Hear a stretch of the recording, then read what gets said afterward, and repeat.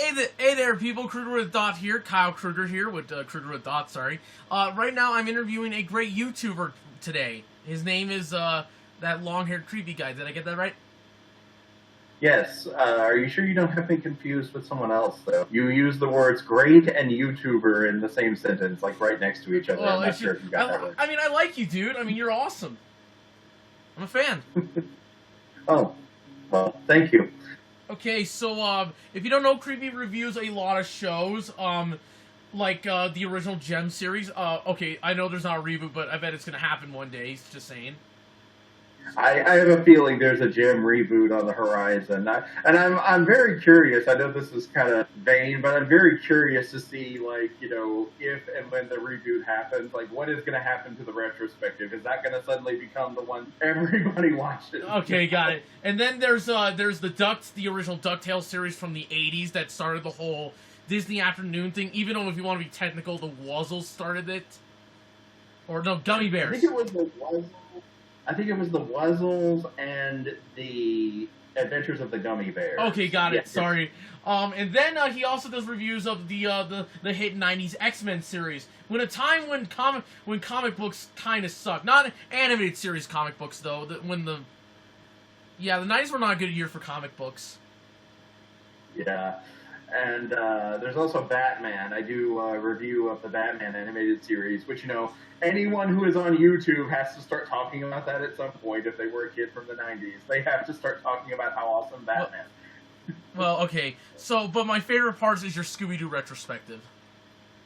A lot of people, I was kind of shocked that so many people, you know, kept begging for Scooby-Doo. Like, I kind of went into this hiatus with that retrospective where I wasn't doing anything because I had run into some problems on YouTube. My original channel was banned, and I had to make a new one and start over. Although that ended up being a good thing in the long run because I made the new channel, and then it seems like that was when YouTube first changed some of their algorithms. So I was getting a lot more subscribers and views. It still took time to build, but it was going up much higher than my original channel. Oh, and there was also... Go ahead. Oh, no, you go ahead. But then I went back to it, and I kept getting all of these messages from people saying, "No, do the Scooby-Doo retrospective again. You kind of finished that. You're getting to the good stuff." And so finally I did. I admit one of the things that I was really reluctant to. One reason I was reluctant to get back to it is that even though Zombie Island and Witches of the Ghost were on the horizon, the live-action theatrical movies were also on the horizon, and I was really, really not looking forward to those. Can I have my opinion? Can I tell you about my opinion about the two movies? My opinion about the live-action Scooby-Doo movies. Go ahead. The first movie, okay, it sucks. It's not as bad as Monster of Mexico, I will admit. It tries, but it still sucks. Matthew Lillard was good. I mean, Matthew Lillard was always meant to play Shaggy. Matthew Lillard is, like... Okay, what I'm about to say might be heresy, but I think Matthew Lillard might be a better Shaggy than Casey Kasem. I think so too. Yeah. Now I say this. I adore the original Scooby-Doo Where Are You show. Okay, I always will, and I am not knocking Casey Kasem as a voice actor or you know any of his the work he's done as Shaggy Rogers, but I don't know what it is, but it's just like Matthew Lillard took what Casey Kasem started, and he just seems like he built on it, and he just brought it to this new level of shagginess. I mean, he's really good at Shaggy. I like the. I mean, it just wasn't good. I mean, it had a lot of behind the scenes issues. The first movie originally this was going to be a parody of Scooby-Doo, or like sort of like a self-aware parody, like Dave the Barbarian when it's self-aware. But then it's like, oh, we're just going to make it. It's like, okay, so this movie wasn't good. The second movie's good. It's not as good as other movies. At least it tried. Also, the villain is Scott McNeil. Yeah.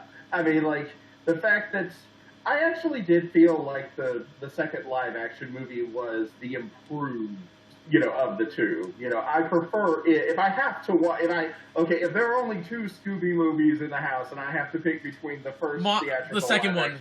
and the I'll pick the second one. You know, like it's at least less infuriating and cringe. I mean, when the second movie has a moment that's bad, it's like, oh, at least I forgot it. At least like, oh, it's bad, but at least it's not like the worst thing ever. Like the first movie feels like, you know what, my whole day's ruined. Everything sucks. Not everything, but you. So yeah. So you recently did a review of sorry to bring this back. Your recent Scooby-Doo movie was a negative review on a 50th anniversary movie. So, yeah, I did the review of Return to Zombie Island. I am still mad about that. Can I just admit? Can I just okay? So let's how about I express a little bit about my opinion? Like, okay, I still think Monster in Mexico and the first live action movie, and maybe there's like a lot, like maybe there's like a movie there. Like this movie is bad, but it's like boring bad. It's like it doesn't ruin the return. It doesn't ruin Zombie Island for me. It doesn't ruin. It's just it's boring. It's one of those Scooby movies that has a good idea, but it feels it's like. I bet the guy who wrote the movie is not a terrible person, but he should have known. He's not. I think it's like he just made it out of a buck. I think he just made it because he. Right. Well, yeah. Okay, so tell people what's your thoughts on the movie. Like what's the problems with the movie? Why do you avoid it?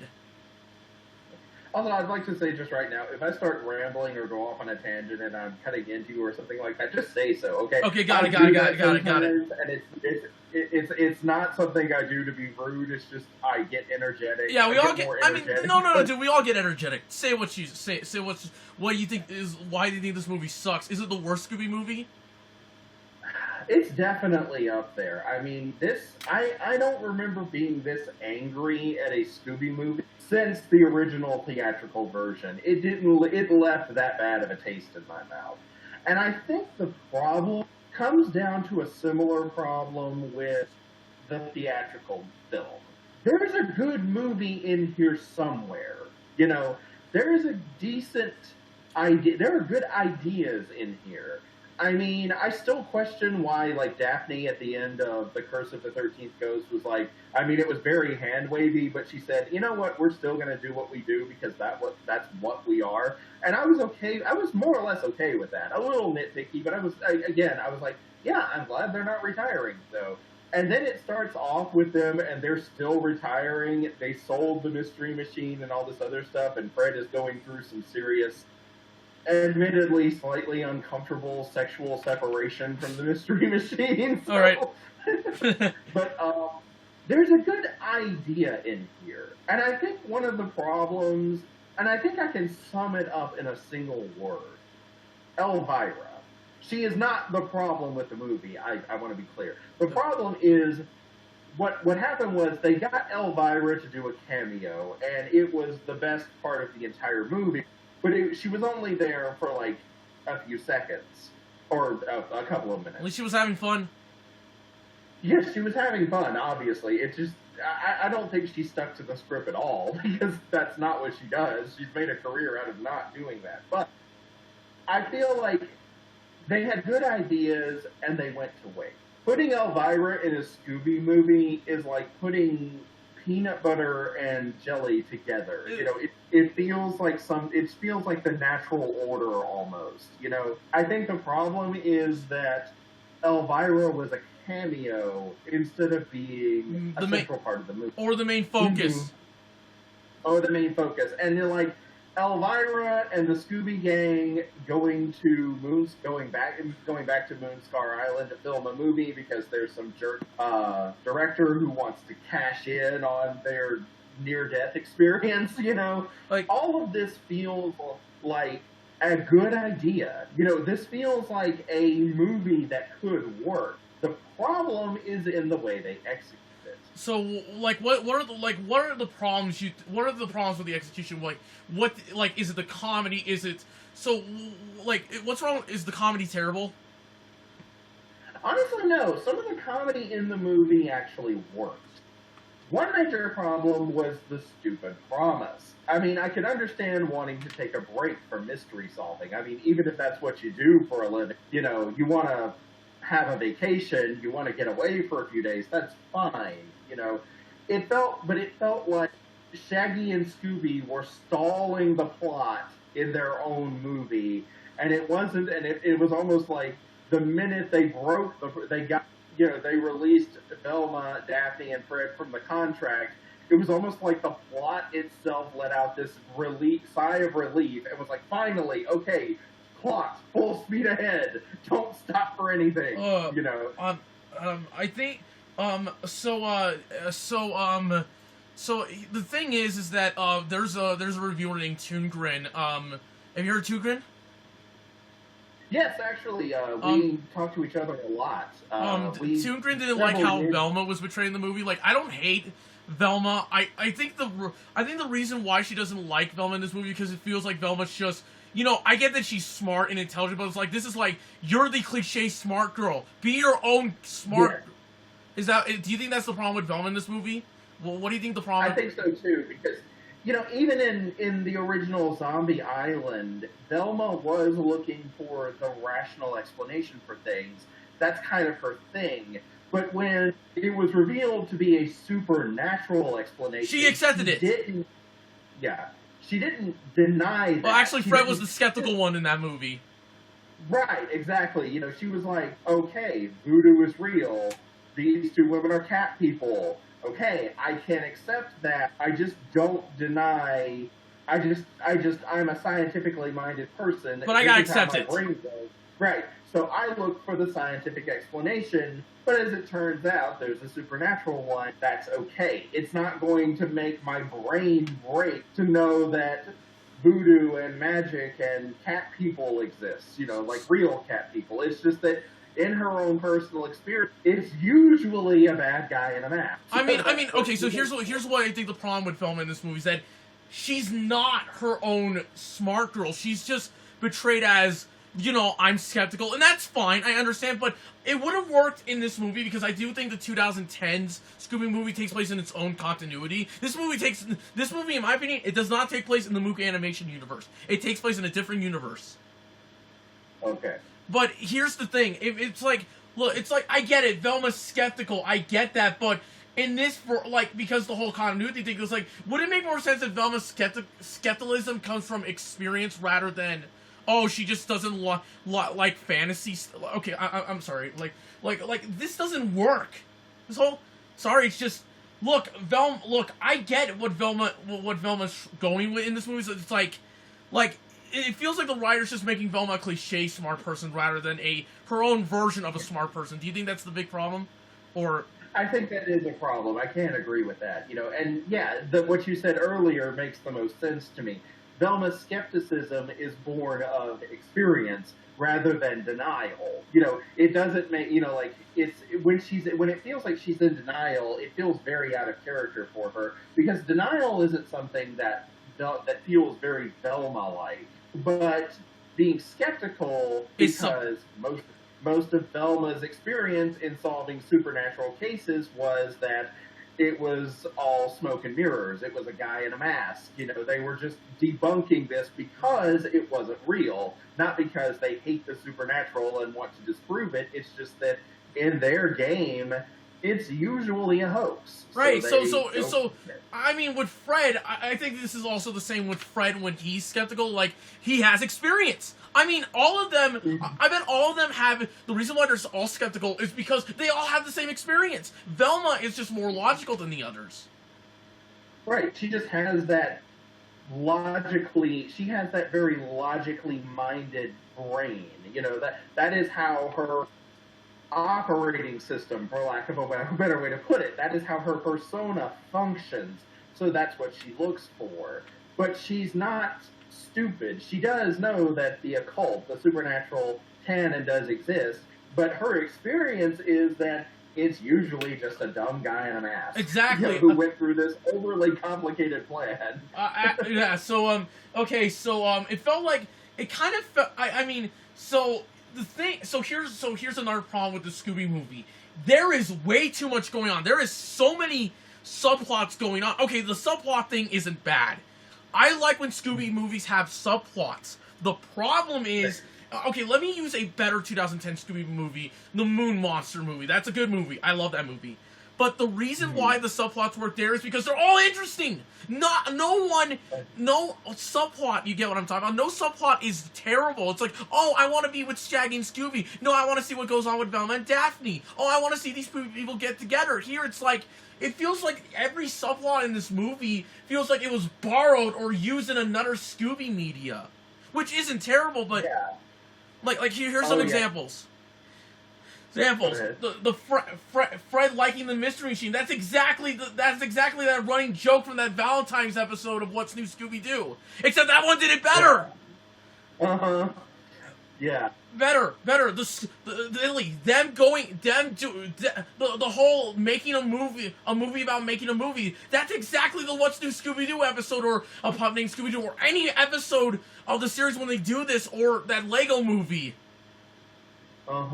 There are, like, all of these different subplots that are going on. None of them really feel like they are interesting. Mesh. Are interesting, and they don't feel like they really come together and form a main plot. Moon Monster did that better. I mean, if you don't... So, sorry, what'd you say? And if you like, this is like a cardinal sin of writing. Like, if your story, if the pieces don't connect, you're just going to have chunks of different things that don't form a cohesiveness. You're basically not reading, you're not watching or reading or whatever. You're not experiencing a whole story. You're experiencing a bunch of different smaller stories that don't connect.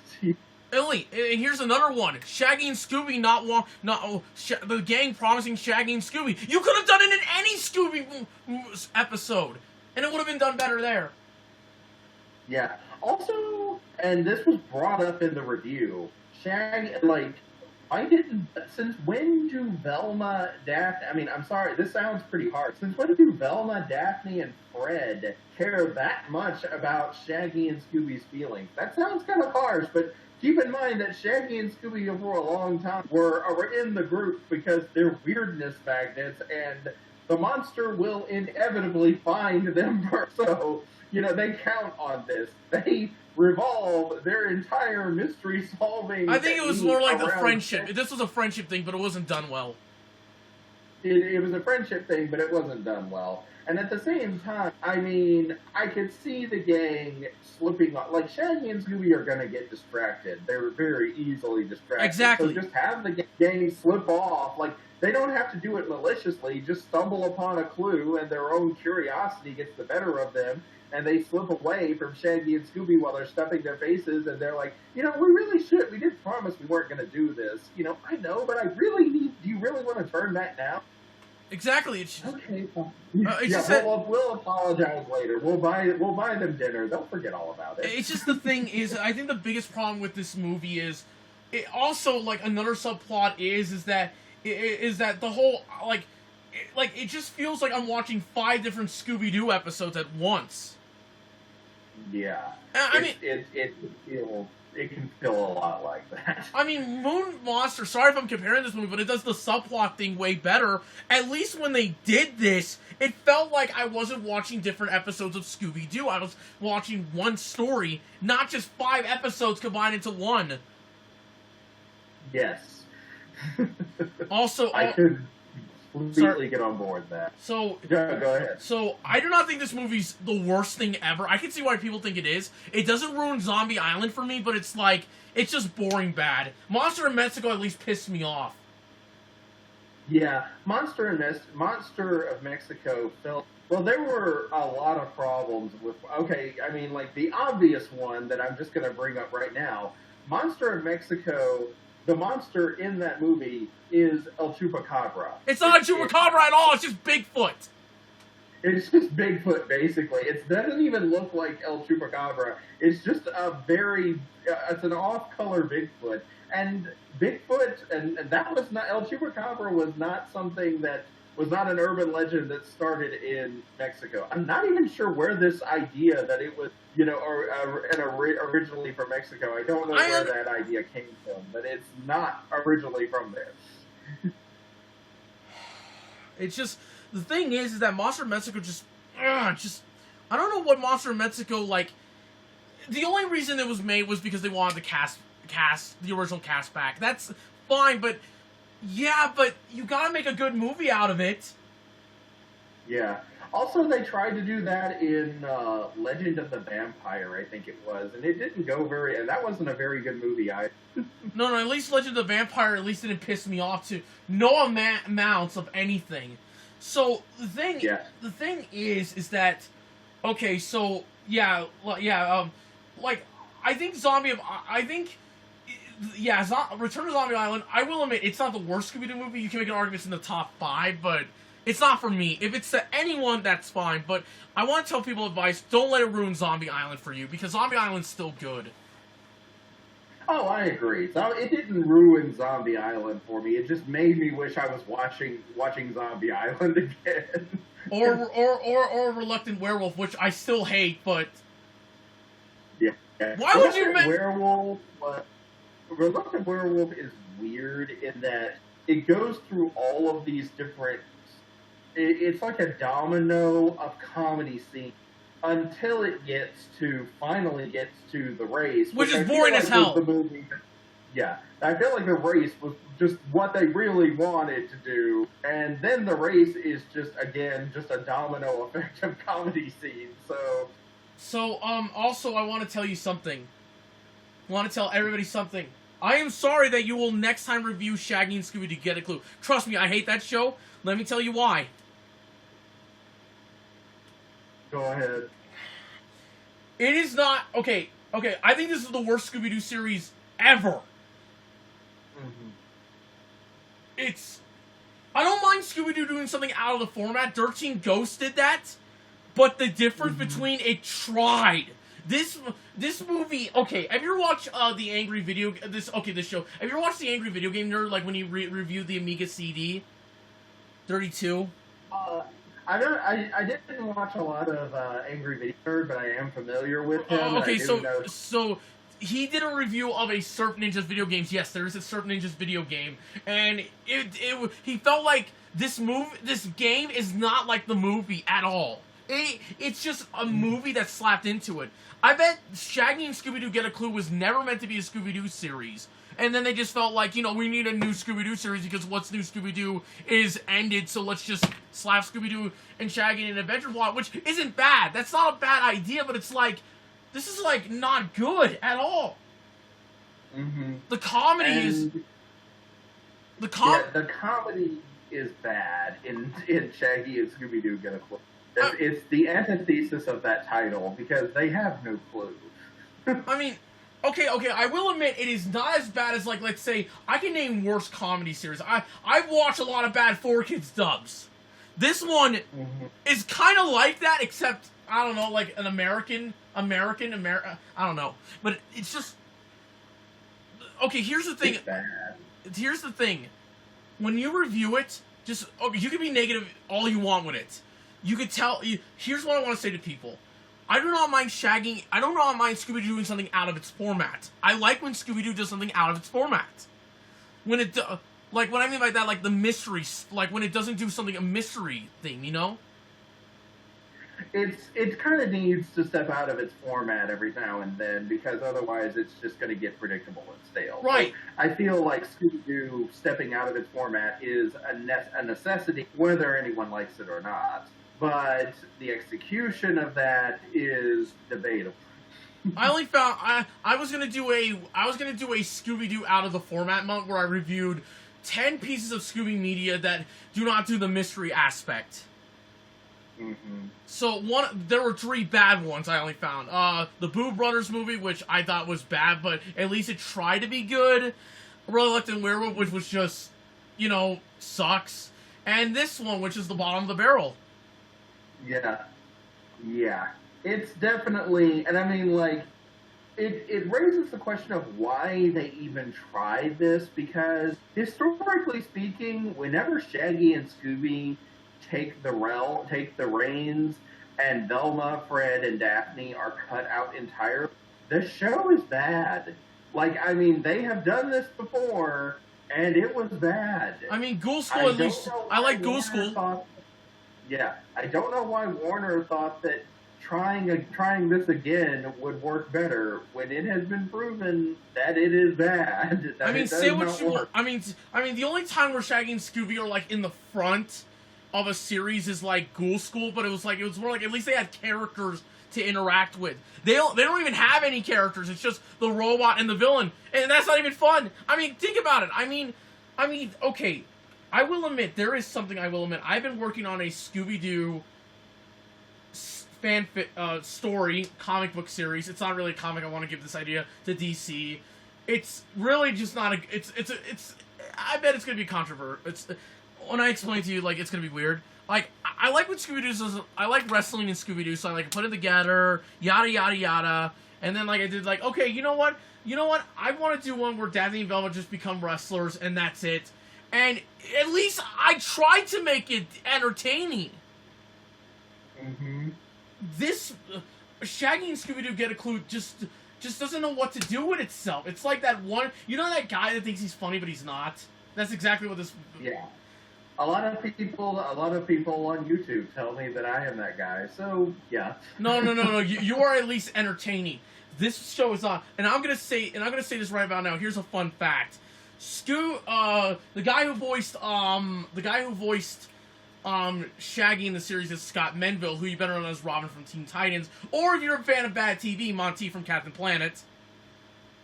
Right. He's actually a good Shaggy. I will admit his pitch is a little too. It sounds like some kid's interpretation of Shaggy, but he actually does do a good job. It's a little too teenager in the sense that it sounds like the voice of a young teenager who's going through puberty. And apologies to any teenagers who are going through that. I know, but I mean, like, in the sense that his voice fluctuates and cracks a little bit, so that he sounds younger. Shaggy and Scooby-Doo Get a Clue. Shaggy sounds younger, like a young teenager, than a young adult. So this kind of creates this sort of dissonance when you're looking at even an animated character. You're looking at a character who's supposed to be a young adult, and he sounds way younger than he's supposed to. Right. So, what do you think is the biggest problem with Shaggy and Scooby-Doo Get a Clue? Okay, one thing that I think is wrong, like I said, is kind of Fred, Daphne, and Velma. The formula works best when there is one exception to this. Now, there is one exception to this, but overall, I feel the formula works best when you have the full cast. When it's Shaggy and Scooby-Doo, they're the comic relief, but when you have them as the center, it's comedy relief all the time. You need to balance some of that out. Another problem is that, honestly, I feel like this show never really took itself to where it should have gone. Instead of, like, if they wanted to have the Scooby Gang but do something other than just straight-up mystery solving, I think this show should have been a spy thriller. I think that Shaggy and Scooby-Doo Get a Clue should have had all of the original cast, but I think it should have been an homage to the spy genre. There have been good comedy shows that were send-ups to spy films, and they work. So you can have comedy, you can have a broad range of comedy in a spy genre. I mean, even the Bond movies have moments where they can make you laugh. So I feel like that is what they should have gone with. I think it should have been a spy show, but I definitely think, regardless of that, it should have. I mean, think about it. You have the insane mad doctor who's, got a robot friend. I mean, how is that not out of a spy thriller? So I definitely feel like that taking 3/5 of the cast out of the show and just giving them cameos instead was a big misstep. I agree. I think, oh god, it's just, I wish this was never a show, but we have to, at least we got Mystery Incorporated out of this. Oh, I love Mystery Incorporated. I love it. Are you going to do a review of it? So much. Oh, I'm definitely going to review it. What I may end up doing, because Mystery Incorporated is definitely the most Beloved. It's the most plot intensive. You have to do it episode by episode. I'm either going to do it that way, or I will do it at the very least season by season. I will cover season 1 as one retrospective video and season 2 as a different retrospective video. But it's definitely going to be something that I take a closer look at because I kind of have to. Like I said, it's the most complex Scooby show to come out in a long time, if not ever. So are you gonna watch Scoob, that 2020 movie? That looks nice. I actually saw the trailer for that, and I was like, huh, this does not look bad. I was surprised, but I was very pleasantly surprised that it was, I was like, it wasn't just the animation. I was like, this looks like it could be a good movie. I am interested in watching this. I feel like this is more like Scooby-Doo crossing over with Hanna-Barbera characters. And I bet it's going to be more like an adventure Scooby-Doo movie, so it's going to be like a little out of the format. Kinda. Mm-hmm. I hope this movie's good. I hope it is good. I do want it to be good, so... Yeah. To be honestly fair, there is some effort into this movie. Because it does look like it. It does feel... It did. I think just from the trailer, it felt like a Scooby movie that had more effort in it than most. So also I want to ask you a question. Do you like the Ducktales reboot? Sorry, you broke up there just a little bit. Sorry. I didn't get that. Do you like the Ducktales reboot? Actually, yes, I do. I do like the Ducktales reboot. Overall, I feel like the pros outweigh the cons. I know that a lot of people were coming down on it. I know that I know that one major thing that people pointed to as being bad about it was Dewey and him they compared him to Scrappy-Doo, saying that he took up so much of the show and didn't, took away from what other characters could be doing. There might be some good argument to that, but I feel like there's still a lot of good to take away from this. It was still a show that I watched time. Actually, there's kind of a point, because in season 2, Louie has an arc, so there's each of the nephews get an own arc. So it kind of makes some sense when you watch season 2 that, Dewey is getting an arc for season 1. Mm-hmm. And I did, and when I heard about that, still season 1 going on, when people were saying that, and it doesn't seem like there's as much Dewey hate now that there used to be. And I do note that there were a lot more Louie episodes in season 2. Plus, at least I have seen all of season 2, and I did see, Louie's arc more or less come to an end, and it was actually really good and very satisfying. So here's something about what each arc about DuckTales is for the characters. Like, one of the arguments is that I think what Dewey's arc in season 1 is, it's really just a simple, you have to share with your adventures with your family sort of lesson, which is a lesson we don't see a lot in DuckTales. Okay, we do see a lot of it in the original show, but they're trying to teach it in this show. Yeah. So... And,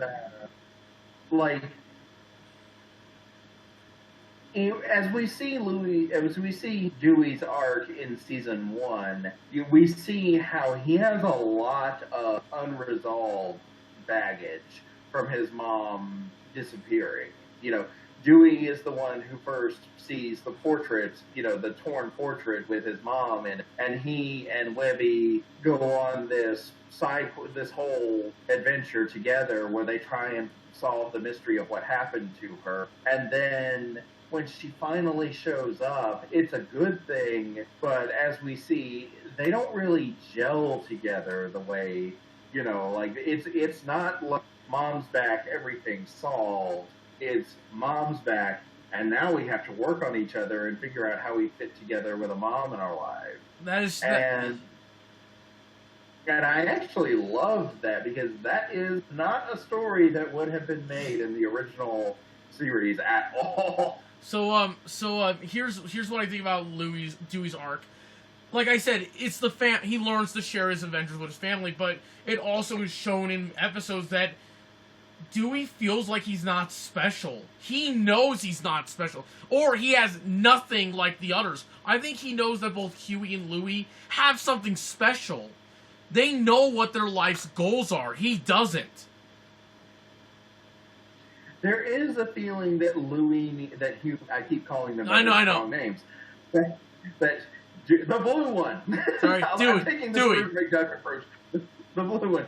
That Dewey, there is the feeling that Dewey needs to prove himself, that he needs to, that he shows off as much as he does out of a fear that he has to prove to everyone that he is special in order to feel special, in order to feel unique and different and validated, and to have his own skills validated. He feels that he needs to, in season 2 we see that he feels the need to prove this to his mom in particular. You know, he needs to show her that he is valuable, that he is an asset and not something that is going to slow her down.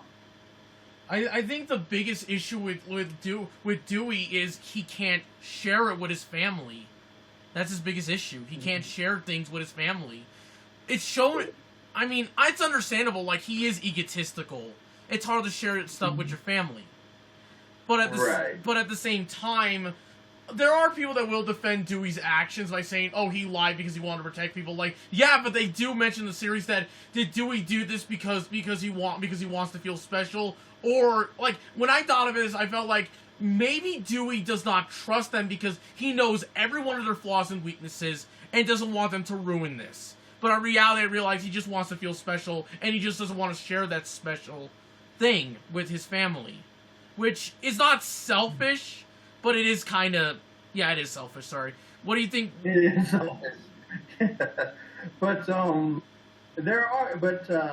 I think one of the best moments where Dewey got called out on this sort of thing was when they visited Scrooge's parents, who, thanks to Scrooge trying to cut corners, they end up immortal and hardly happy, but they're just basically like, so this is something we have to deal with now.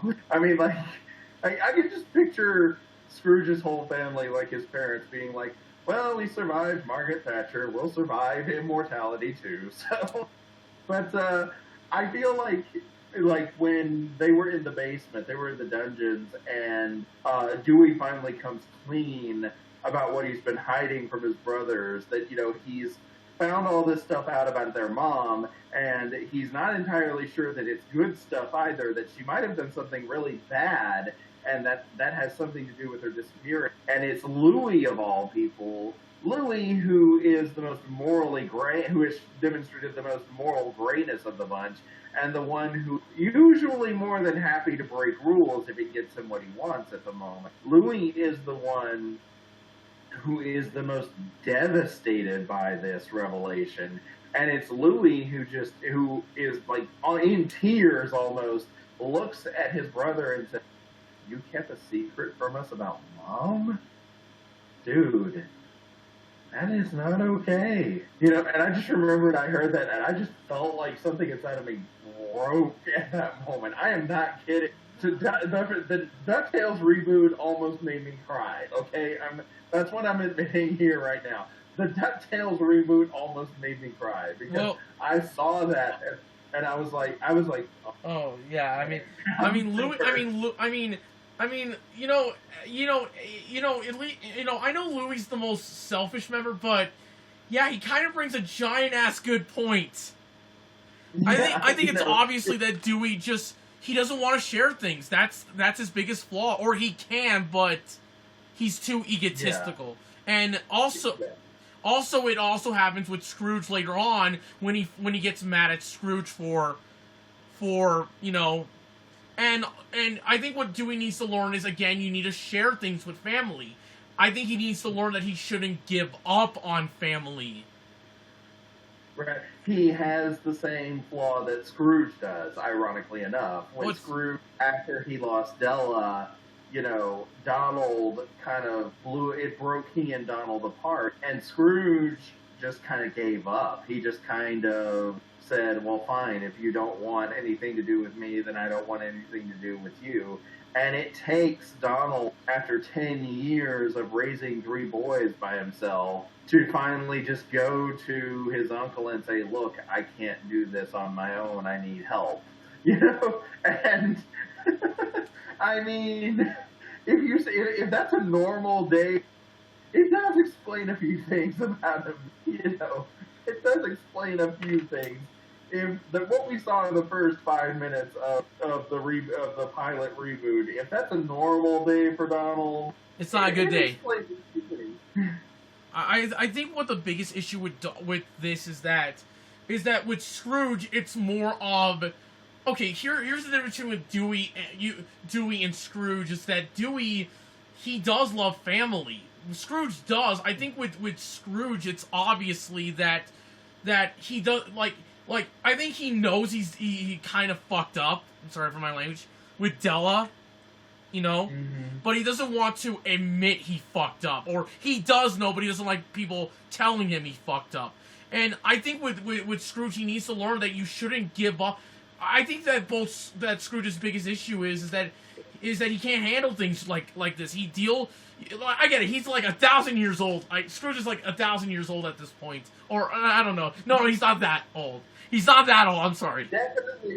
Definitely older than a century, though, because they kept in the part about where he prospected gold in the Klondike, and the nephew's response to this is like, how old are you? Right, but here's the thing. Scrooge is so... The problem with Scrooge is that he needs to learn that he shouldn't give up on what do you think Scrooge... Okay, I'm trying to say is that Scrooge shouldn't think of the worst of everyone. He shouldn't give up on people because he had a fight with them. Sure, in later episodes he deals with this way better, but you know, yeah. What do you think he needed to learn in that season? When, like, at the final episode? I think it was a question of pride too. I think, you know, like, this is a character flaw that is true to Scrooge in the reboot, in the original Ducktales series, and in the Duck comics that go back decades. Scrooge is a very proud person. Scrooge is someone who has had to build himself up from next to nothing, and he's had to work his ass off to get where he is, and he's very proud of that, and he has every right to feel proud of his accomplishments. But Scrooge is a very proud person also in the bad ways, too. He's a very proud person in that it's very difficult for him to admit he's wrong. And it can be a challenge just to get him that far, just to get him to admit that he might not have made the right choice when he did something. So, you know, not Scrooge, but when he does admit that he's wrong, it can have pretty devastating consequences on himself, too. Because Scrooge is the kind of person that once he does admit that he's wrong, he feels failed. And Scrooge, you know, and he has to deal with that failure. His guilt over losing Della is that he feels like this was his fault. He was the one who commissioned the Spear of Selene. He is the one who had it built specifically for Della so they could explore more. And, you know, like, and he feels like it's his fault that Della got lost. And so there might be some lingering guilt, too, in that he feels like Donald had a right to blame him.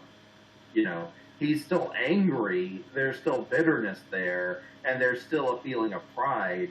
I mean, people are complex, you know, they have more than one emotion about one particular thing, so you can have conflicting emotions where all of these are vying for attention inside of you, and it just feels like there are days when you just feel, I don't need this right now, I'm gonna go stick my head in the ground.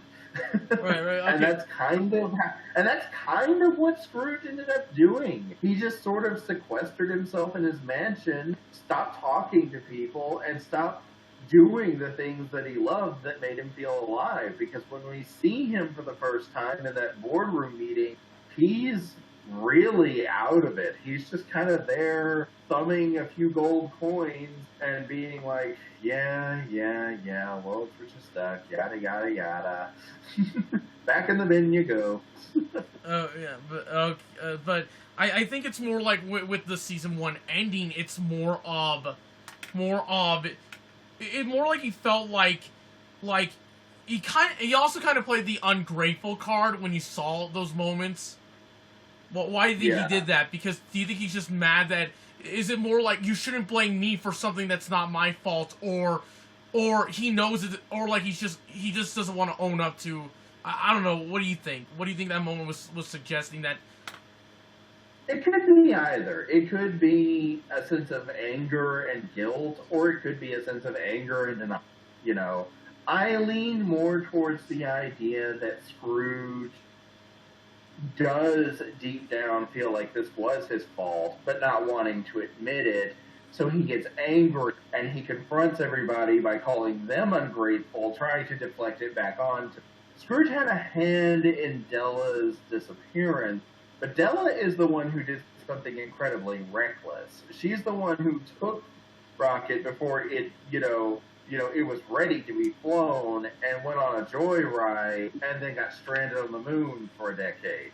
So Della made her own choices, and that's something that she needs to own. And her arc in this is in season 2 is owning up to that too. So, well, I think it's more like Della just is a character that doesn't know, like she's trying to change, but it's hard. The thing is with trying to change, yeah.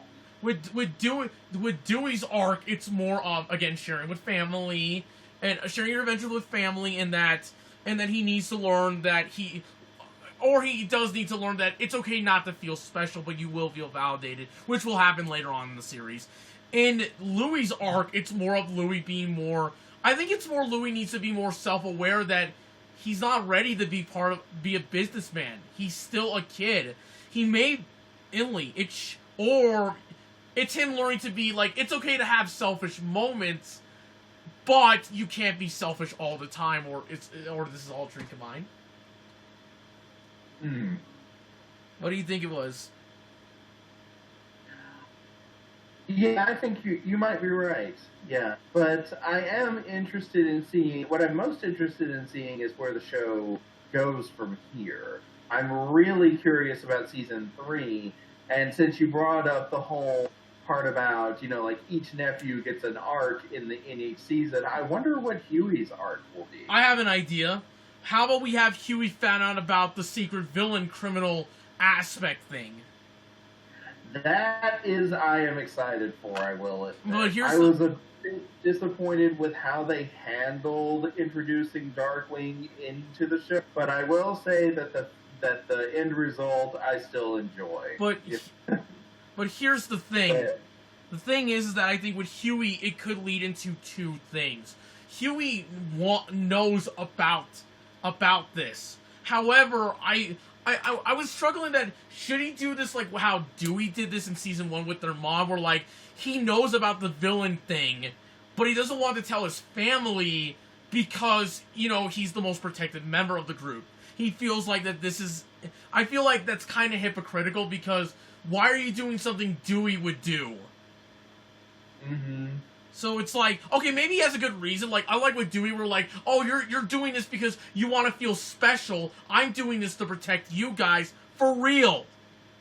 Mm-hmm. Which would be a good argument, though. Yeah. I remember when in Huey's case, he also has a little bit of that need to feel validated, too, because in what I remember is the Dream episode, Nightmare. That was a fun episode. That was a fun episode.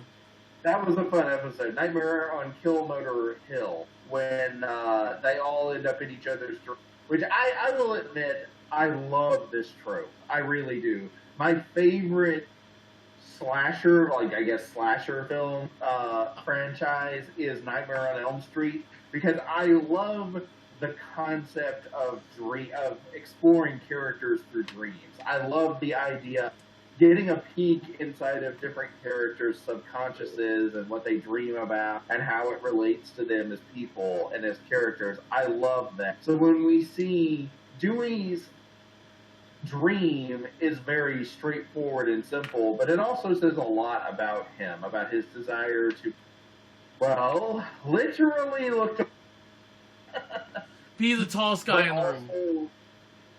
But also needed. You know, like, he makes a big deal about being able to reach things from high shelves. You know, I can do something that no one else can do now. None of my other brothers can do. So that is good. I think, or we can do it. Or here's an idea: how about we have an entire story arc about Dewey, Lou? God damn it! I'm doing the why? I got you doing it now. I know. We're Huey is trying to step out of his comfort zone, where that's the entire arc, but it's like, it leads to him making a bad decision, or making a decision where he didn't mean to do it. It's just that, or I bet we can have moments where Huey is just sick and tired of being who he is. He's proud of who he is, but, I mean, he's not like every other. He's, you know, it could lead into maybe having an insecure side. I don't think Huey's insecure. He could be, but I don't know. Like I don't know what arc they're gonna do with Huey though. It might be good though. I mean, I trust the writers though, but it's gotta be something good. It's gotta be something legit. It's gotta be something for his character. What could be a good arc for him? Do you think he can do? You know, because they're going into the whole foul business with the fiendish organization for world larceny, I feel like what pops into my head as being both funny and a good arc for Huey would be for he to become Darkwing Duck's sidekick. Huh?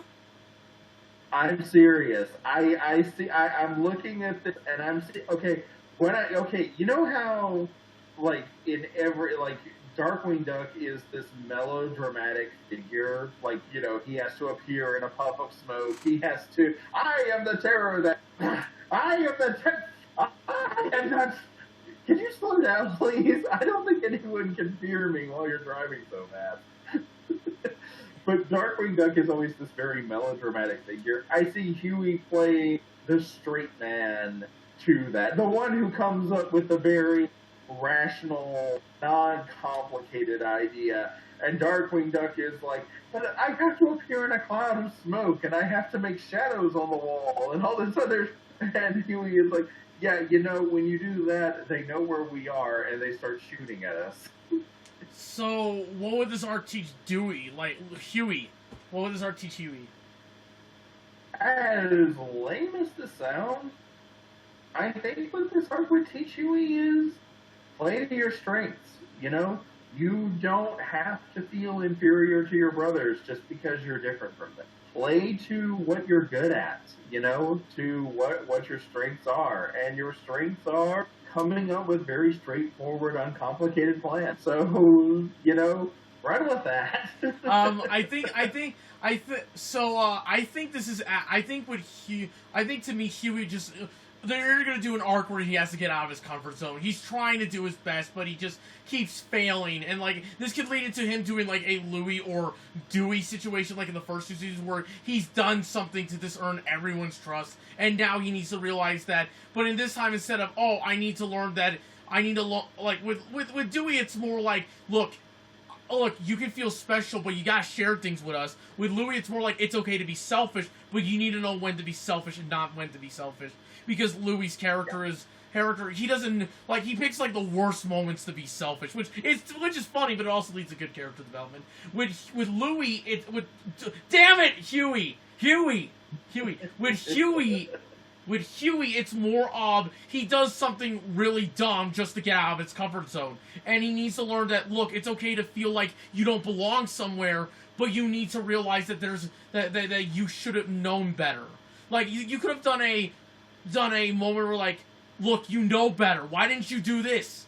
Why weren't you, like, they should have, you get what I mean. God, I like this reboot so much. So anyways, what's your thoughts on the original Ducktales series? Because I think it's good, but it's not aged well, if you get what I mean. I think that's the problem. That seems to be the thing that I keep running into when I watch the old Ducktales, the original classic Ducktales, and I review it, the thing that I keep running into is that there are individual episodes that are pretty good still, but overall the original series, it has not aged well. It's not bad, but it has not really held up to the test of time. I mean, I might have. So we'll say I might have had a different tune to say if I had been, doing this in like the early 2000s. I think my nostalgia goggles would have been pretty strong, back then. But I feel like time and distance. There's been enough time and distance to where I look at it now and yeah, this was good. I'm glad that I watched this. I'm glad this was a part of my life and my childhood. But this hasn't held up well. But compared to the reboot, it's like, when I see the reboot, it's like, God damn it, why do you do better? Why are you better than the original series? Like, I don't want to be cruel to the original series. It's good, but it's like the reboot just does everything better. It's like that... It's like that stupid... I have to say, I love Mrs. Beakley in the reboot. I really do. I'm a full age and a grandmother. I know how to... I love that. So your least favorite episode was like Super Doofus, which you explained in an episode. Sorry to mention that. What do you think was the biggest? Yeah. What do you think was the biggest problem with Super Doofus? Super Doofus, Super Doo, I remember. This is one of those things where, as a child and adult, my opinions of why I hate that episode haven't changed a whole lot. Oh, that's cool. They just sort of bloomed, where as I got older and I look at it again and I'm like, wow, it's even worse than I remember. But overall, I just really, really hate how Doofus was treated in that episode. I mean, you can boil down to the plot of Doofus into Super Doo in 2 words. He's fat. That is literally the entire thing that they roll with in Super Doo, is that he's big, he's clumsy, and therefore he is completely deserving of ridicule. And I'm sorry, but they did not make a good case for themselves when they try to do with the whole, okay, Doofus gets superpowers, and his first thought is, I can use these powers to become a great woodchuck, and, I can be just as good as everybody else, or better. And I'm like, this is a really selfish thing to do, but you know what? After the way they treated him for the first 5-10 minutes of the episode, I'm really having a hard time saying that he's being a bad person here. I really am. And that's the thing about it, is that, I am amazed at just what utter, complete, repugnant jerks all of the Junior Woodchucks are to Doofus in the very beginning of this episode. I really am, because, wow. And what makes it even worse is that Launchpad is there for the entire thing. Launchpad isn't joining in and treating Doofus bad, but he's not really doing anything to stop it. He's just like, yeah, this is a thing that's happening. But I'm like, and you can make an argument that Doofus does need to handle at least some of his problems, but I still feel like that Launchpad is just kind of about the whole thing. Yeah, and then Doofus goes I have superpowers now, so now I can do everything well. And all the nephews are like, I don't deny that this is really weird reaction warranted, because from a pragmatic point of view, they're right. This is out of character, but at the same time, none of them are angry. None of them are they're only upset because now someone is better than them. None of them are upset because, even when they call Doofus out on it in the end, that using superpowers is cheating, and they say that woodchucks are supposed to earn their merit badge through hard work, and I'm like, they're technically right, but I don't get the feeling that that's what's really wrong here. I get the feeling that their problem with Doofus is that Doofus is better than them now, and they want Doofus back on the bottom where they can mistreat him and be jerks again. Yeah, that's not good messaging.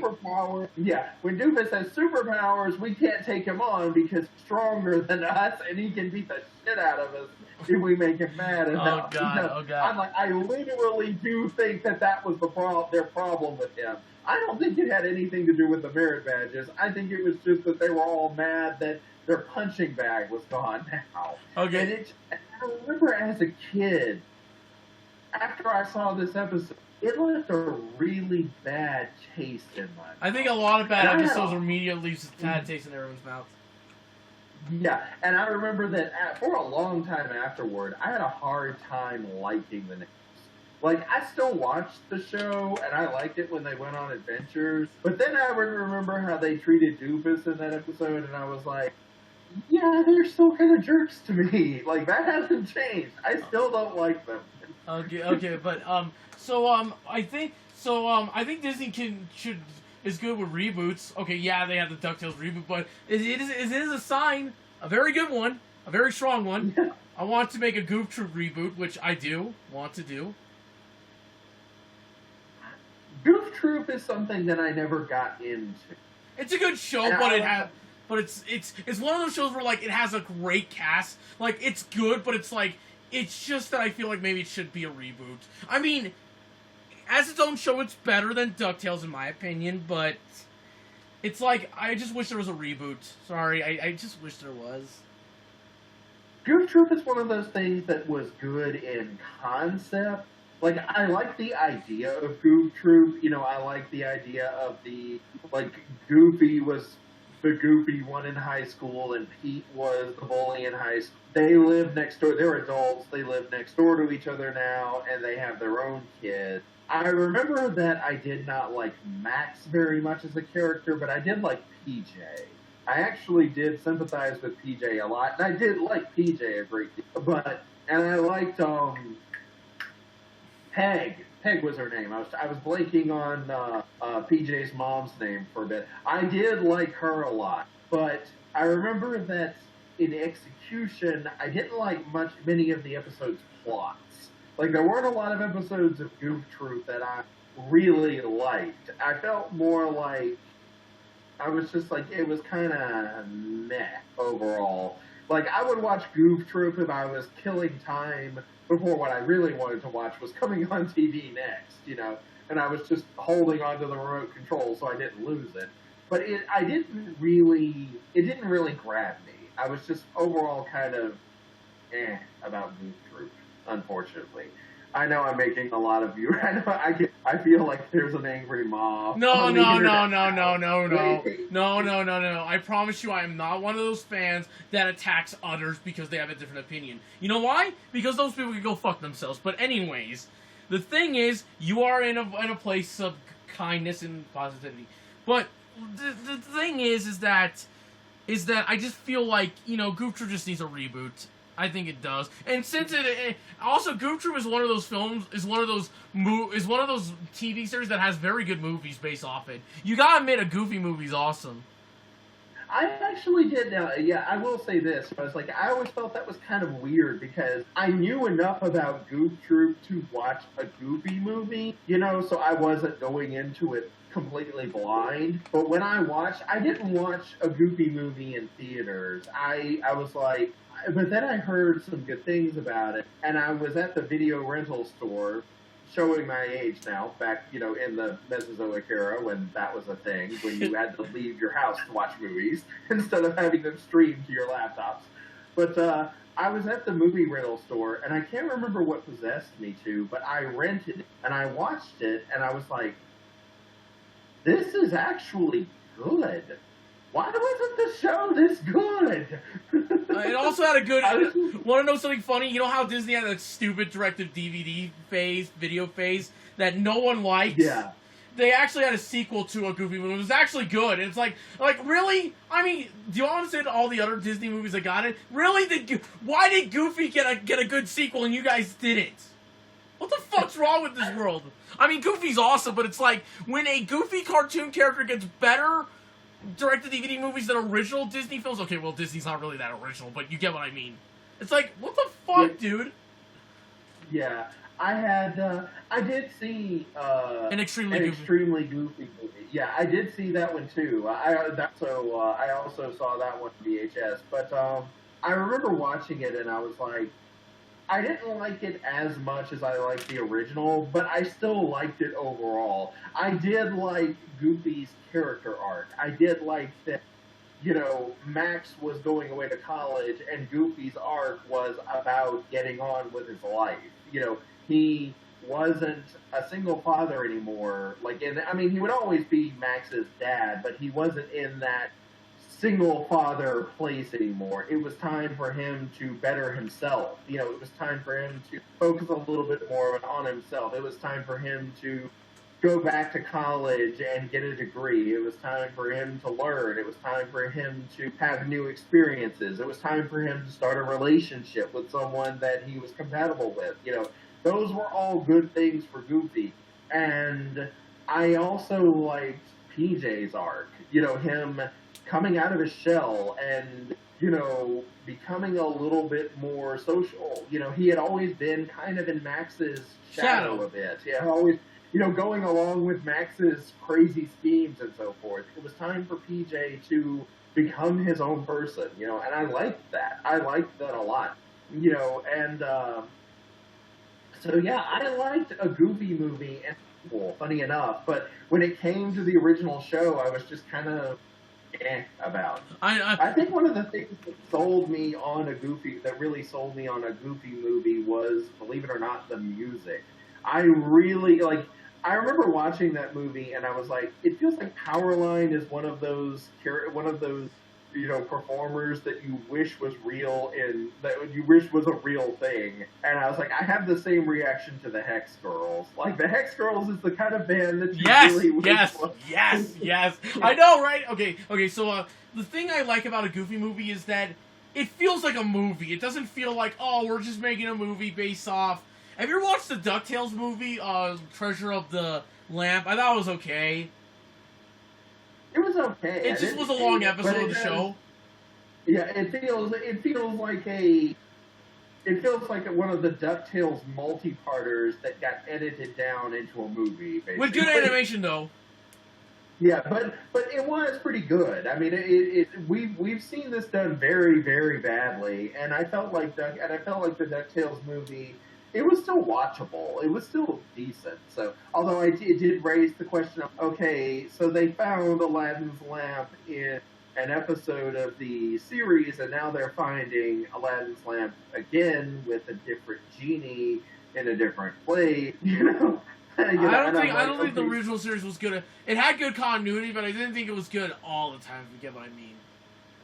Yeah, that wasn't one of my favorite. The Aladdin's Lamp episode, Masters of the Genie. That was it. Masters of the Genie. That wasn't an episode that I particularly cared. That was another one that felt like it kind of went off and kind of became meandering and pointless. I'm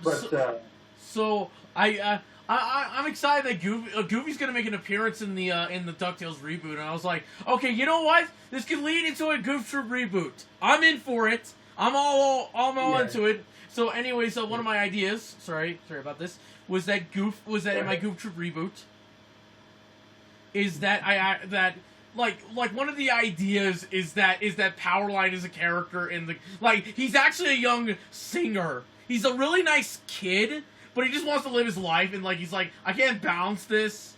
I can't do this. You know, like, he wants to give up, but he realizes that, you know what?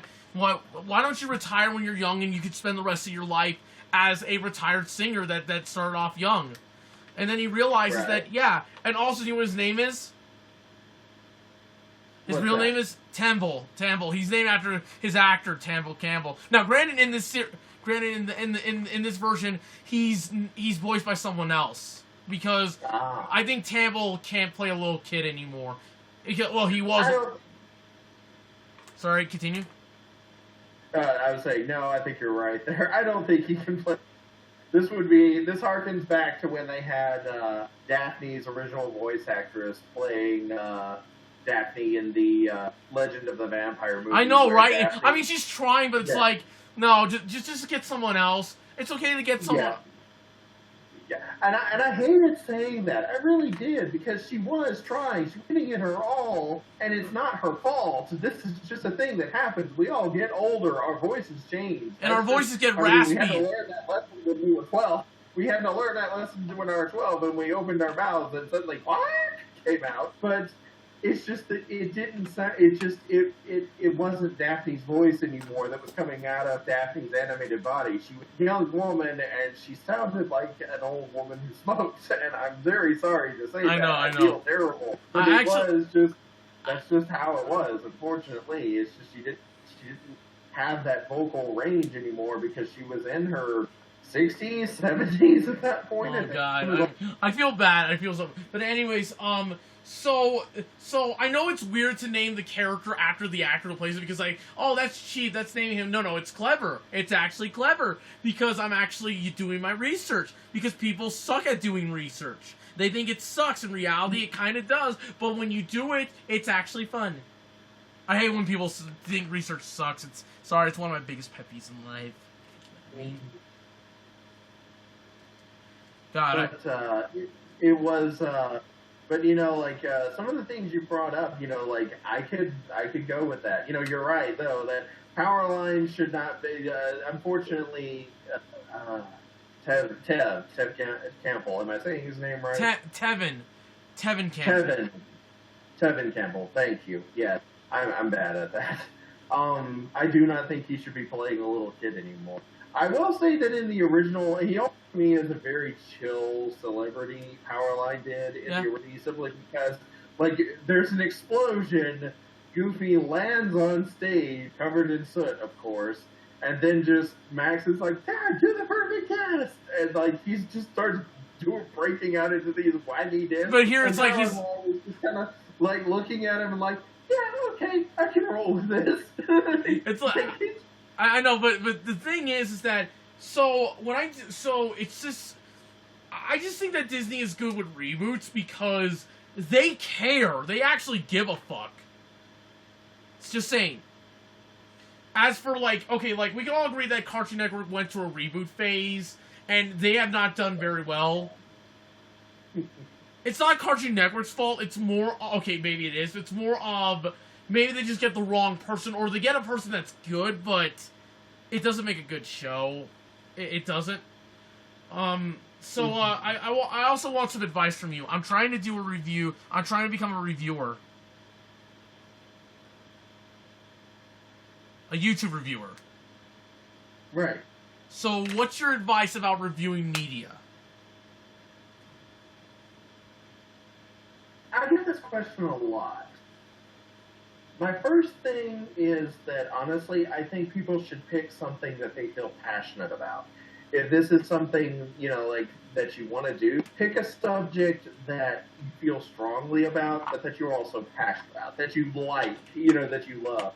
I feel like there are a lot of people who get into this because in the early days, viewers were they picked a subject that they hated because it was something that they would be angry about, and so they went with the loud, angry, spastic sort of approach, and that worked for a little while, but then it just sort of became a cliche.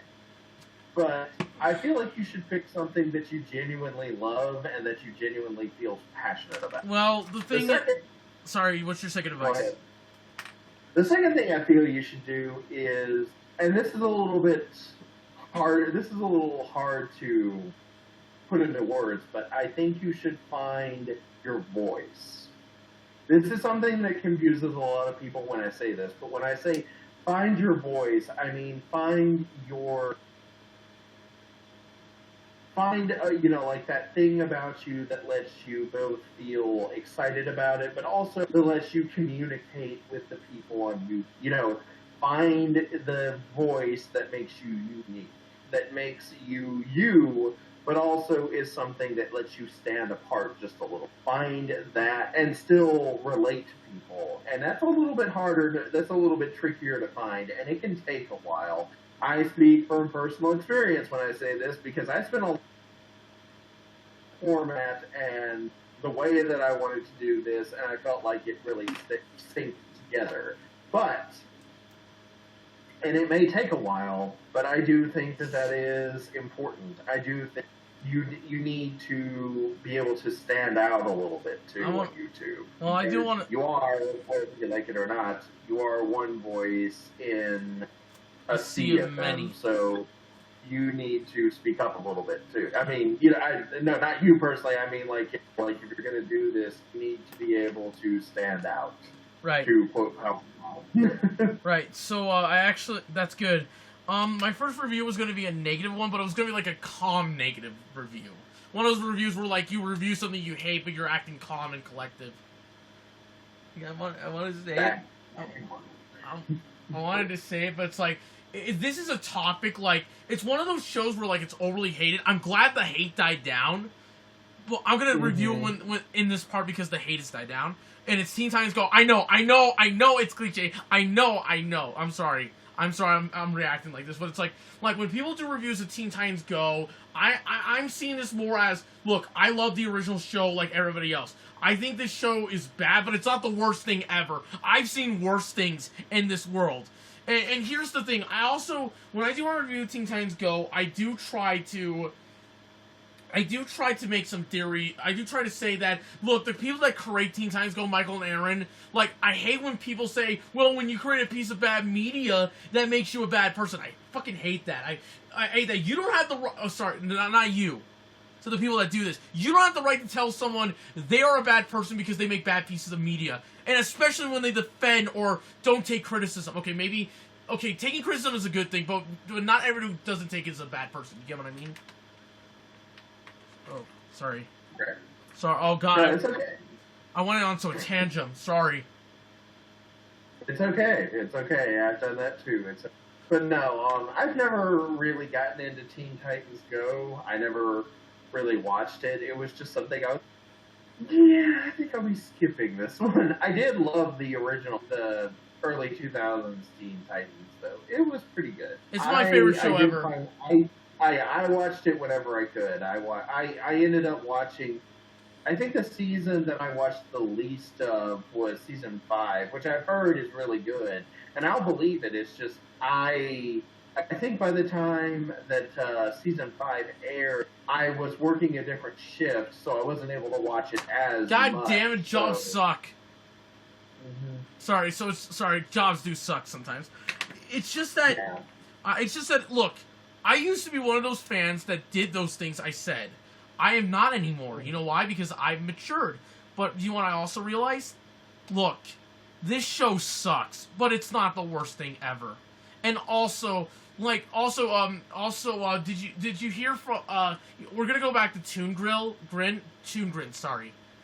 Toon Grin admitted into one of his, and when he reviewed Return to Zombie Island, he said that the guy who wrote Return of the 13 Ghosts was kind of defending by saying we didn't cop out with the whole everything was fake thing. Do you believe that, oh, he's not a bad guy, he just doesn't know how to take criticism? Did you see that from Toon Grin's review of it? Yeah, I'm like, I don't know. I mean, I felt like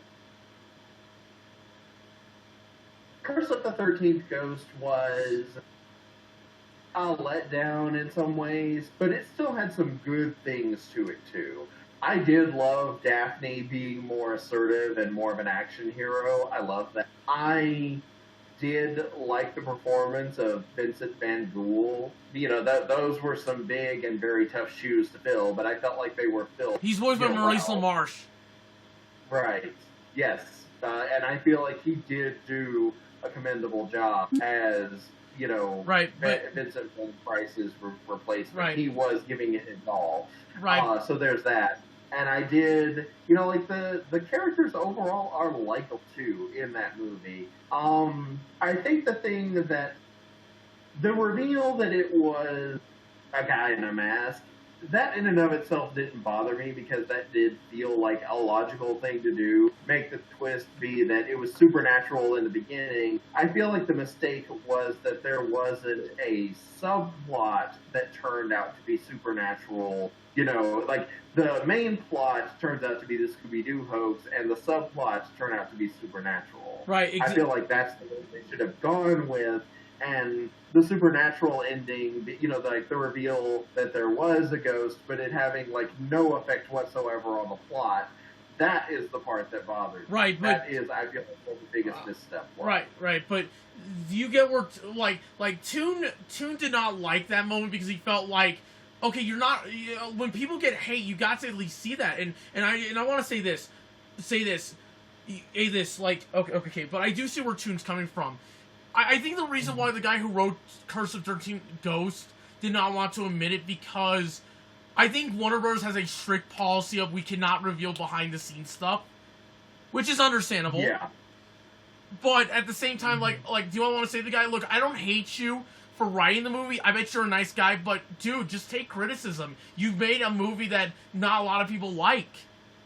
But if he doesn't want to take criticism, then I will respect that.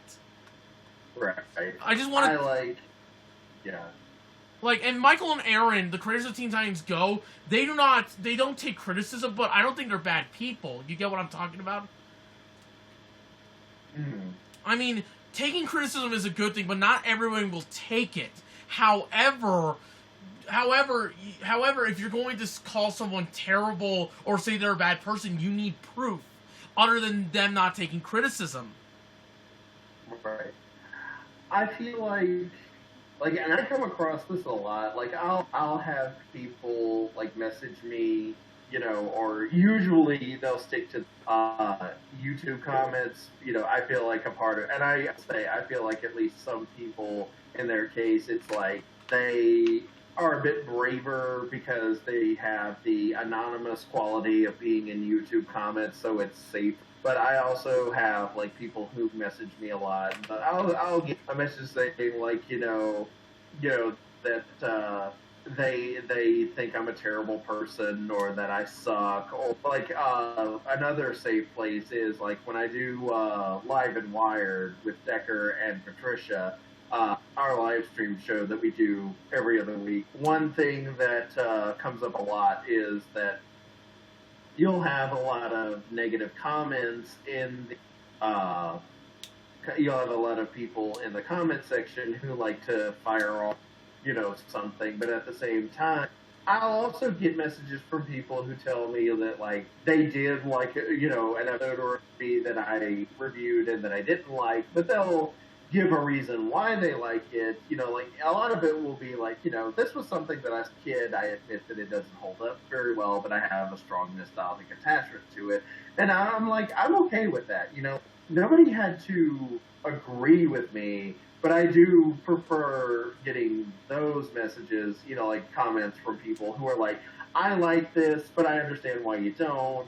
And I agree to disagree. Will admit that, you know, my attachment to it is largely nostalgia from when I was a child, because I have those same kind of nostalgic attachments too. You know, where I have a strong feeling towards something, but a large part of it is because it was a big part of my childhood, and I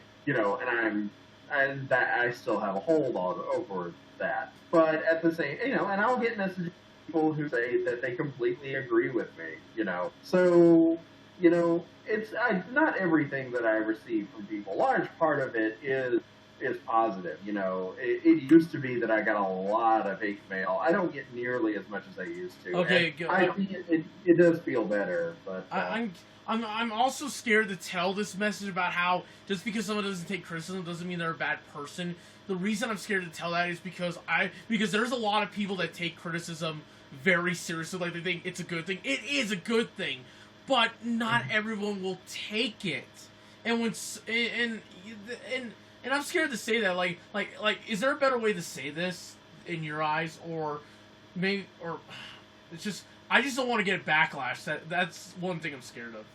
But I gotta get used. I do feel like criticism is something that you need to learn to live with, and it's something that I've to live with. I feel like if you put something out, when you put yourself out there, like, that is, criticism is going to be a natural response to that, whether you like it or not. And this applies to anything, when you change your hair, when you put on, like, wear a new shirt, or try a different style of clothing, or when you make a YouTube video, you are putting yourself out there, and you have to run the risk, and criticism is going to be a reaction to it. Whether it's positive criticism or negative criticism, like, people are going to respond to it with their own opinion. That's just something you have to learn to live with, and it's not all going to be good, and you have to learn to live with that. So and how you, like, says more about you than the people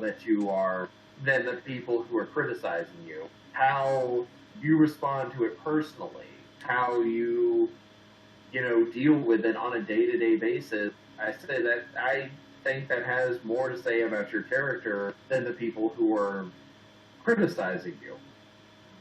Because from my own personal experiences, it's not easy to live with that on a day-to-day basis. It's not easy to hold yourself up and be going, despite all of that. That is something that you have to struggle with one day at a time. Nice. I respect that. And it is always easier to criticize than to put yourself out there and do your own thing and march to the beat of your own drum than to, just stand back and quietly disapprove. Or, it's easier to do that than it is to go your own way. Wow, that's nice. That's really good. Also, you did reviews of the 90s Spider-Man series, which actually has aged a little better than I thought. This is one of those things that I do have a strong nostalgic attachment to, but I do feel like the 90s Spider-Man series gets a bad rep. It does. I feel like this is, I remember that in the 2000s and the early 20s, felt like there was a lot of hate towards it. But I feel like this is something that had a bad rep. I will freely admit that one major problem with that show is the animation. Okay, yeah. They reuse animation. They reused animation whenever they could, whether it made sense or not. If they had an explosion, if they could reuse explosion footage, you cannot have a drinking game from this show because you will pickle your insides from just one episode, okay? If they could reuse explosion footage, they were going to. They actually did. They actually reused a footage of. They actually reused a footage of Venom breaking into something, but they replaced it with Carnage, and I could totally see that. Oh God. Mm-hmm. Okay, but anyways, I say, I like that they actually try to make like Jameson actually have a legit reason to not trust Spider-Man, even though the reason is not the best reason, if you get what I mean. Even though in your reviews... Yeah, I agree. I do like when Jameson has layers to him. When he is loudmouth blowhard, who can be a bit of a jerk boss at times, but he has principles, and there are, he will go out of his way to protect someone who works for him. I do like that kind of Jameson, I do like about him, and I do like when he's incredibly flawed, but he does have principles that he will go by too. When he's just the amoral jerk or the greedy businessman, I feel like it doesn't work as well because there's just not much there to him. So I do feel like this was an early attempt to give Jameson layers and more personality and make him more to him than just... And really, this was the case for most of the characters in Spider-Man 2, is that they were trying to give them dimensions in that show. And I feel like the writing and the characterization is really the show's biggest strong point. The animation is the weakest point, that's it. Right, it's just that, yeah, the animation does not hold up very well. But that's true of any show. You can make that argument about the animation in X-Men, or really even in Batman. And the animation in Batman, you know, was innovative for its time, but that's the downside of any animated show, is that in really any visual medium, even live action, because the film techniques to film live action are going to develop and mature and grow as time passes, and that's going to make movies that were filmed in the 70s and 80s look really grainy and difficult to make out. I know. I'm not a film critic, a film enthusiast, so I know this. Also, what's Chibi Dulu? What if you don't know, Chibi Dulu is his sidekick / best friend, who is basically, what is Chibi Dulu? What's his personality to the people that don't know your show? What is he? Cranky, and also cranky with a side of social justice warrior. Social justice warriors suck. But Chibi Tulu is very passionate in things, and he gets very excited about certain shows that you're. Jam is not one of them. One of my friends who watches reviews says that he's a guy who can't get any puss in his life. It kind of is true. Being that his body is made of flesh and that he is the embodiment of an elder deity, well, that makes things kind of complicated. I know, but it's like, you know, like, why so... if I was like a character on your show, I would say to him, why the hell are you so negative? And why the hell do you think H.P. Lovecraft is awesome, even though he's done nothing to earn your respect? Okay, that last one I made up. Actually, okay. Yeah, like, H.P. Lovecraft is something that I have serious issues with. I enjoy the mythos, you know, the Lovecraft mythos, but a big reason why I love the mythos is because it has evolved over time. You know, like, the actual stories that Lovecraft wrote are very backwards, very racist, and are very much products of their time, you know. So, yeah. I bet he wasn't a bad guy. Lovecraft was very much a product of his life and his age. Lovecraft was a child from a very wealthy family who lost most of their fortune when he was very young, and he lost a lot of his relatives to mental illness. So he grew up with a very certain viewpoint of the world that didn't really match up with reality. And he also grew up with a deeply rooted fear that there was something wrong with, that there was this bad seed inside of him that was just waiting to come out. Oh, and insecurity. And that is reflected in his writings, too. But I will say that, you know, there is something to be learned from Lovecraft's writing, even if Lovecraft's writing is uncomfortable, to say the least.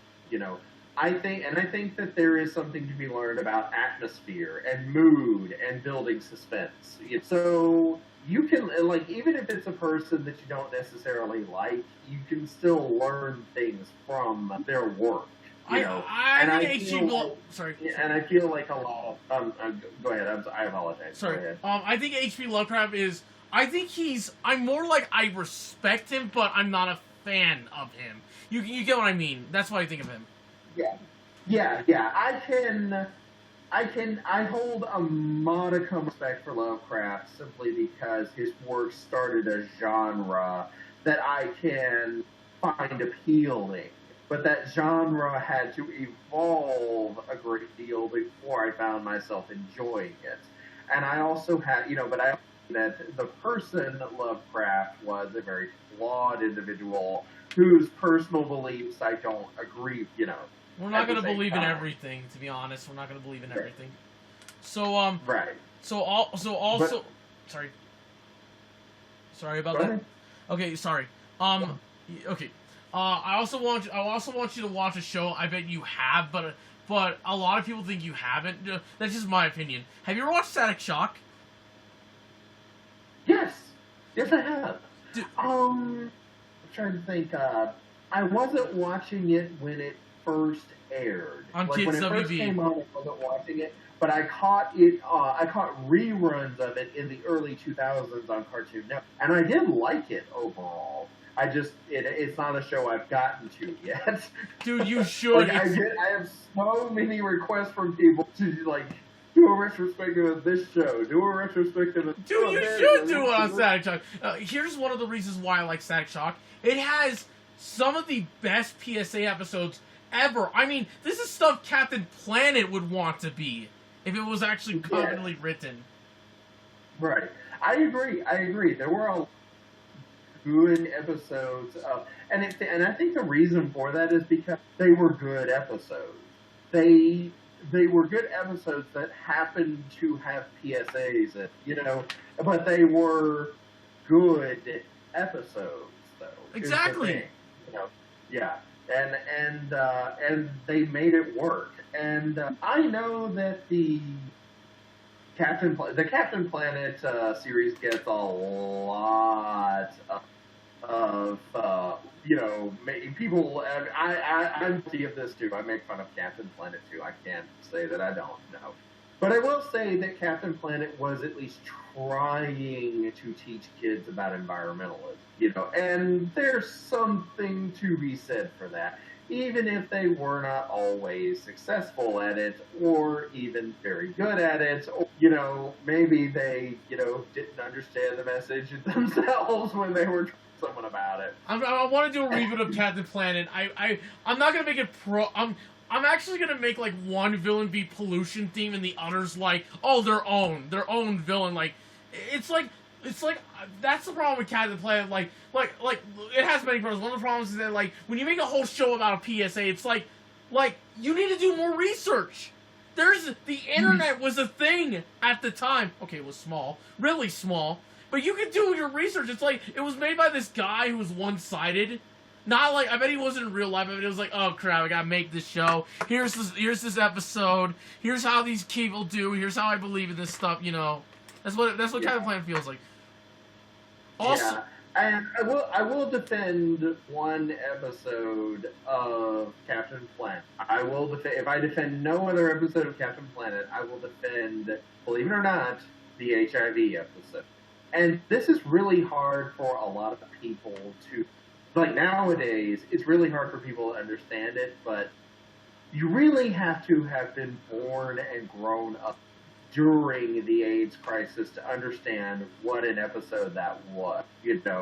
When you have a show that was actually an animated show that was willing to do an episode about someone who was HIV positive. And it really was a time when people were panicking. It really was. And if this sounds familiar, what I'm about to say sounds for it. Yeah, there was a disease. It was spreading very quickly. Like the coronavirus People were afraid, and they weren't being given all of the information that they. If this sounds familiar, let me know. And it was because of that negligence and that disinterest in public safety that the disease gained such a foothold. And there was a lot of prejudice. I mean, there's still a lot of prejudice. I mean, prejudice hasn't gone away. But, being suspected of having the disease meant that you could be shot and killed. There was actually, I don't think this story has survived, but I think it was a rumor that went around in her neighborhood somehow that she was HIV positive, and someone shot her while she was playing in her front yard. And this wasn't some crazy militant or something. This wasn't some crazy do-rag wearing militant person. This was just a soccer mom or something. What the fuck? And pulled her car up and shot this little girl because she had heard a rumor that this poor child. Now, luckily, as it turns out, she was a terrible shot. Okay, so she hit the girl, but it wasn't fatal. But yeah, this whole thing happened because a rumor went around that this little girl was HIV positive, and a woman panicked because she was afraid that the disease was going to spread to her children and everyone else's. So she shot the girl. And as it turns out, well, she didn't kill her, and as it turns out, she was not HIV positive. Oh my God. It was just a rumor. Yeah, okay.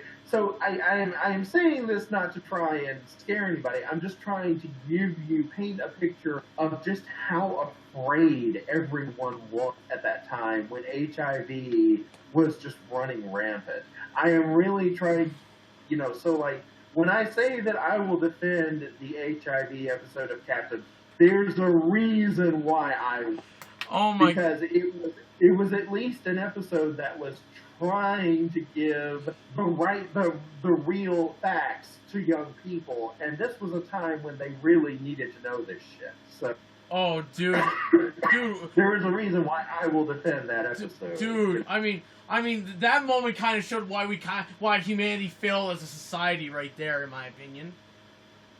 Yeah, and I'm just like, and like all of that, the panic, in that episode where like this entire neighborhood was turning against this kid, and like there were liars being put up about him and so forth, like that. That was real stuff that was happening in the world, like when that happened. Okay, that wasn't some far off country where this sort of thing was happening. That was happening in the United States. So it was a very real episode in the sense that this kind of shit was happening to people, So I will still defend that episode because I grew up during the time period when that was happening, and I grew up during a time period when you didn't have all the facts. I grew up in the time period where we were being told that this was divine providence being sent to wipe out a group of people that God just was really pissy with. Yeah, that was actually something that I heard growing up. I thought it was bullshit, but it was still something that I was being told at the time. Damn, wow, dude. The one thing I liked in Captain Planet was Monty, because he actually felt like a character, just saying. But they gave him the worst power ever. Yeah. Monty was not given the worst power ever. Monty was given the power that was never properly demonstrated. Like animal communicating with animals, that is a great power. Why aren't you showing that? This. Yeah. He's telepathic. Like, okay, a lot of people give Young Justice flack. Young Justice was one of the first shows that I felt like really demonstrated what an asset telepathy is. I'm like instant communication over a long period, over wide, a wide space without electronic equipment. Like the one episode where they got used to having Ms. Martian's telepathic power, and then they didn't establish the telepathic. They were fucked that whole episode. So I'm like, Monty is telepathic. Why aren't you using this? It's like here's this. It's like giving your best employee. It's like paying your best employee $5 and paying everybody else more money. It's like why the fuck would you give the best character in the world the power that is not used well? Why would you do that? Yes. I mean, at least Monty's he's like the nice guy. Like the others, like they have a good idea. In fact, you can make an argument that a lot of characters in a bad show, they're good on paper, but they're not executed well. Well, right. Like Monty was like the character, like he was good on paper and he was in. Also, I will give Scott Menville credit that he actually did a very good job. Want to know a fun fact about Scott Menville? He actually started off as a child actor. He actually started doing voice acting as a child actor, so he has a lot of experience than other voice actors. Right. Yeah. So, and he also was trying to, like, Yamati was the youngest member, and he was South American. Yeah, he was the youngest out of all of them. I think he was like 13 or 14. People complain that his voice sounds kind of whiny or something. Well, it's not whiny. It's just that he was someone trying to portray a character who is younger than everybody else. Scott Menville still sounds like that to this day. So he's like, and weirdly, Mati was like the smartest person in the entire show. Like, whenever Mati was seemed like he was the most mature out of all of them. Well, to be honestly fair, when you have Wheeler as one of the characters, someone has to be mature. I gotta make that That's joke. true. Someone, I have to make a Wheeler joke. Well, at least it was okay. Anyways, so what do you what is your plans on now of reviewing? Do you got more plans, or are you just still staying to the same thing? I actually have a review going to be coming up like tonight, today, tomorrow, sometime. It's another Scooby-Doo review. I found starting off on a Scooby-Doo. We started talking about my Scooby-Doo retrospective, and yeah, there's something Scooby-Doo related coming soon. What is it? It was supposed to come out earlier, but there were some delays. So, I'm finally reviewing Scooby-Doo and the Goblin King. Yes! Okay, I just think that movie's good. It's not the best movie, but I think that movie's good in my opinion. Mm-hmm. Yeah, and so that review is coming out. Is it going to be a fun one? Sorry, what? I bet it's going to be a fun one. Is it going to be a fun one? It's going to be a